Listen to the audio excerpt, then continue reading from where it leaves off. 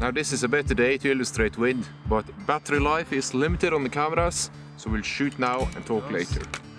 Orange, so I don't lose it. Okay, I want you to look out and tell me if it's a light, medium, strong or very strong wind.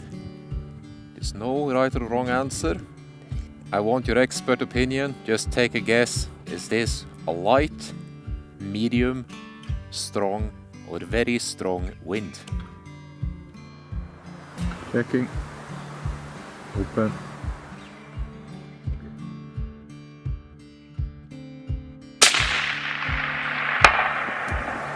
There we go.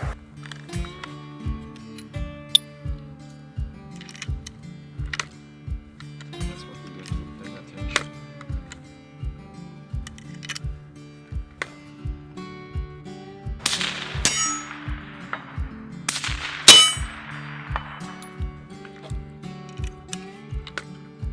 Not too high, it's going to go down on the scope.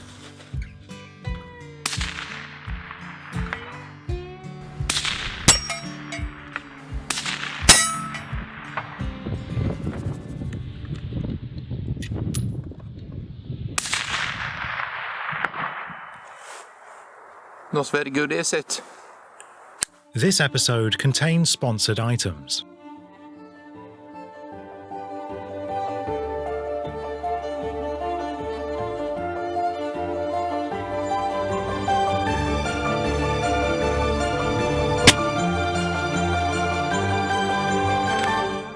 Before you go, subscribe, like and comment. Click the bell if you want notifications of new episodes. Range 380. And we're going to use the guide in the Carless logbook. Open up the interior, you have a step-by-step guide for the wind. We just try and repeat this exercise at 550 and we'll apply the rules mechanically from the book. So this turret here is actually set off for my Barnes hunting load in 6.5 by 57R. Not even the 6.5-55. So this is a second focal plane scope, which means I have no support whatsoever in the reticle for wind. I can hold a little off and a little right, and if I go up on the magnification or if I go down on the magnification, everything stays the same. Now just so I'm absolutely clear, second focal plane scopes for long range and wind is not good. If you want to use a second focal plane, my recommendation is limit your range and just hold off a little left or right and stay away from the strongest winds. Second focal plane is bad. Second focal plane, bad.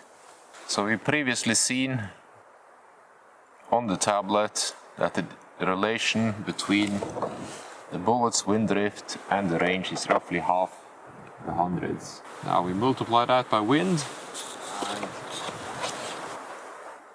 I'm definitely seeing constant movement. I can see the wind direction. I'll put the number at 3. I cannot see twigs bending and being pushed down in the wind, so not a 4. And it comes in from an angle that puts it at a half. So the effective wind should be 1.5 and half the hundreds for the clicks.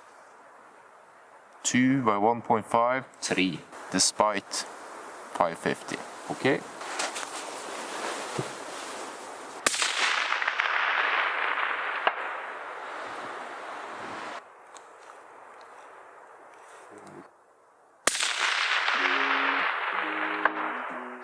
So that was actually quite good for...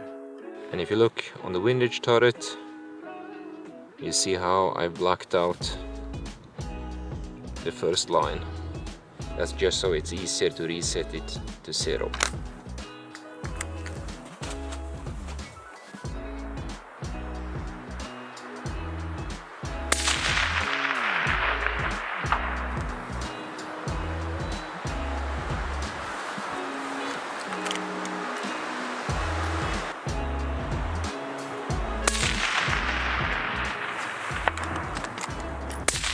This rifle, you really check natural points every time.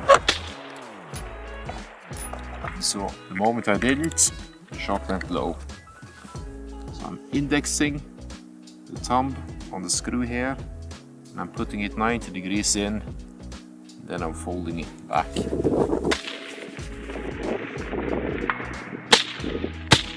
This way.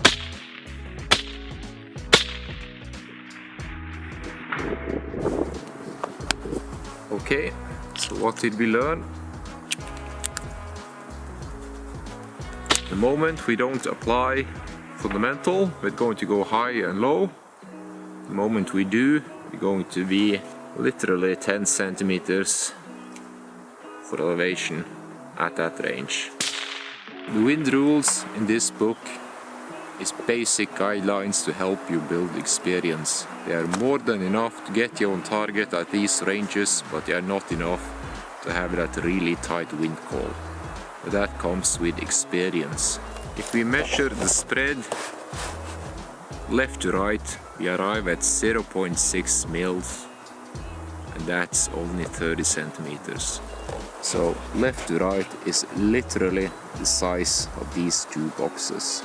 And that's more than enough to get you going and start building your own experience. And I really want to stress that you should not trust any ballistic app before you have verified your trajectory by test firing. Okay, the suggested solution is 40.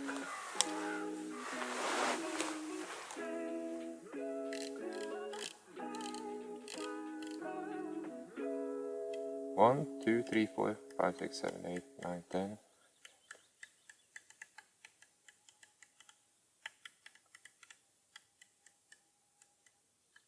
41, back one, 40. So that's several shots with the suggested solution, and I'm not even hitting the target. And we are going most likely below. So I'm just adding 4 clicks, and we're going to prod because I can't really see the impacts. Now we have left the ballistic solutions completely, and I'm just prodding and clicking until I feel that I am where I'm supposed to be. Okay, so I'm putting the thumb on the screw, putting the finger in, maintaining a 90 degrees and folding the hand in. Good.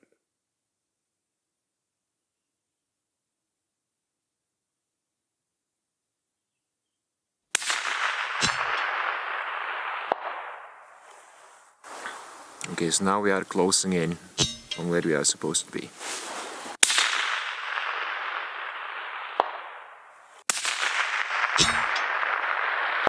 Same hole. Okay, so I'm definitely above the bar. Clicking down, checking natural point of aim. Perfect. The reading.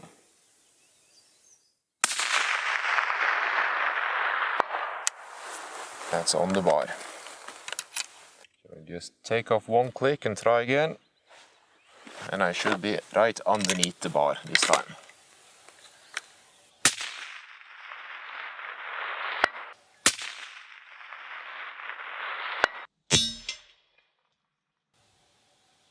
It's getting a bit difficult to see now because of the mirage. Too many shots through the silencer. Now we just count down 1, 2, 3, 4, 5, 6. So I actually had 46 clicks to be on the bar. We just go into the Ballistic app again.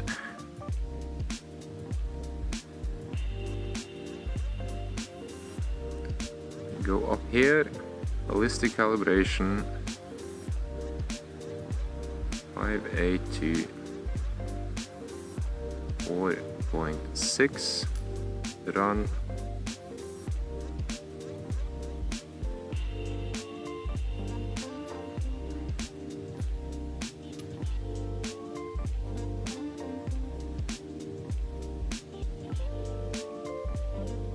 And it now corrects the muzzle velocity. So now All the calculations should be right for any range, and we're going to try it as soon as the silencer has cooled off a little. That sound is carbon buildup. It rattles around, doesn't seem to do anything. This is my old Optima 45, I used that for a very long time. Now, we saw that the Optima 50 was actually significantly better in recoil management. Now, you can also get one of these knobs, put it on the tip, and it changes the silencer. So it's quite simple. You just unscrew this like you would a soda bottle.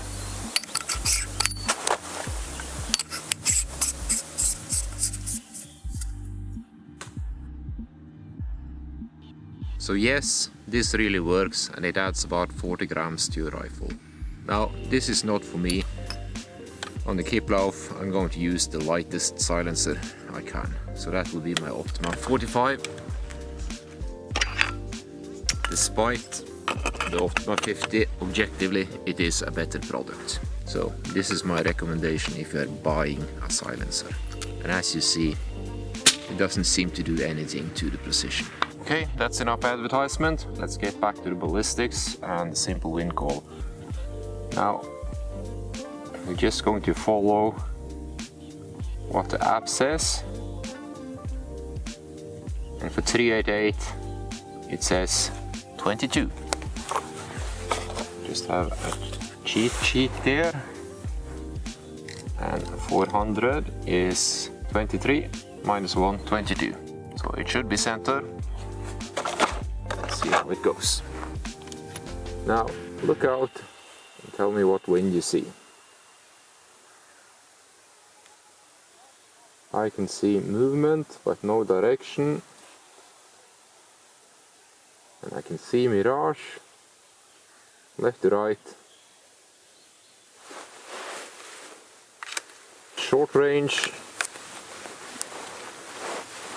and light wind. We have learned that we just hold right to the side of where we want to hit. So I'm actually going to hold right on the edge of the yellow, read out and shoot.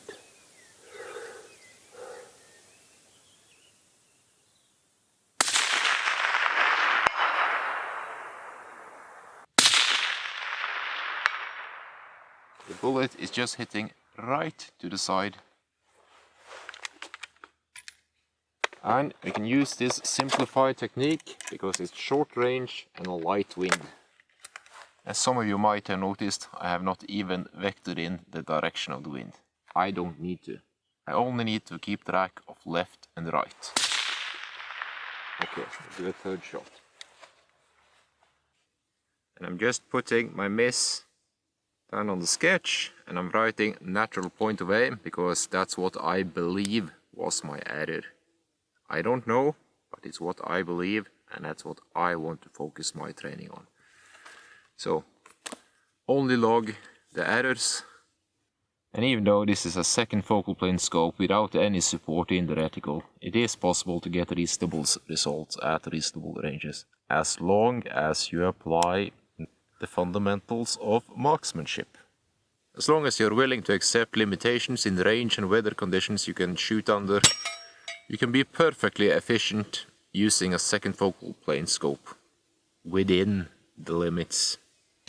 And if you have no further interest in developing your wind reading skills, you can get off here and stay fairly ignorant. As long as you keep track of left or right, you can do reasonable things within a reasonable window. So if you have no interest in developing your wind reading skills further, sink all your training effort into basic marksmanship and keep track of left and right. I will now repeat this on a 550 just to check. It's actually 541 and it says 40. That's 40. We'll see how we are for elevation and how the simple wind call works even at 550. Okay?